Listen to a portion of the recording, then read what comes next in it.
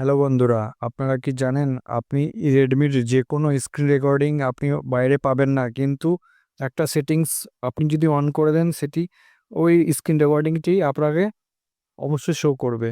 তো ভিডিওটি চলুন শুরু করি। তো প্রথমে আপনাকে সেটিংয়ের মধ্যে চলে আসতে হবে। সেটিংয়ের মধ্যে চলে আসলে একটু নিচের দিকে আসতে হবে। নিচের দিকে আসার পর অ্যাডিশনাল সেটিংস যে অপশনটা আছে এটাতে ক্লিক করতে হবে। অ্যাডিশনাল সেটিংসটা অন হয়ে যাওয়ার পর আপনাকে নিচের দিকে একটু আসতে হবে। সেই নিচের দিকে আসলে দেখবেন এখানে লেখা আছে স্ক্রিন রেকর্ডিং, এটাতে ক্লিক করতে হবে। তো এই যে স্ক্রিন রেকর্ডিংয়ের যে ইগুলো আছে এগুলো আপনাকে সব শো করবে সেটিংসগুলো। তো এটা তো আপনি এখান থেকে তো আপনি স্ক্রিন রেকর্ডিং চালু করতে পারবেন না, কিন্তু একটা জায়গা আছে সেখান থেকে আপনি স্ক্রিন রেকর্ডিংটাকে চালু করতে পারবেন। সেটা আপনাকে দেখিয়ে দিই। সেটা আপনাকে এই যে উইন্ডোটা আছে এটা ক্লিক করতে হবে, তারপর সেটিংসে মোর করতে হবে।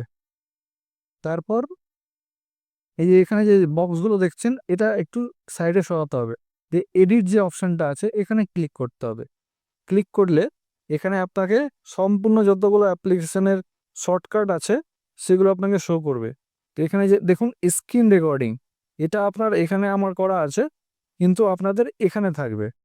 আপনাকে কি করতে হবে, এখান থেকে এইখানে সামনে নিয়ে চলে আসতে হবে। তাহলে আর তারপরে নিচে যে ডান অপশনটা আছে এটাতে ক্লিক করতে হবে। তাহলে কি হবে, আপনাকে আমি দেখিয়ে দিই। একটু যখন আবার এই উইন্ডোটাকে চালু করবেন, তো এই দেখুন এই যে স্ক্রিন রেকর্ডিংটি সামনের মধ্যে চলে এসছে। তো এইভাবে করে আপনি স্ক্রিন রেকর্ডিংটি এখান থেকে ডাইরেক্টলি আপনি চালু করতে পারবেন। তো ভিডিওটি যদি অবশ্যই ভালো লেগে থাকে তো লাইক করবেন অ্যান্ড শেয়ার করবেন। Thank you.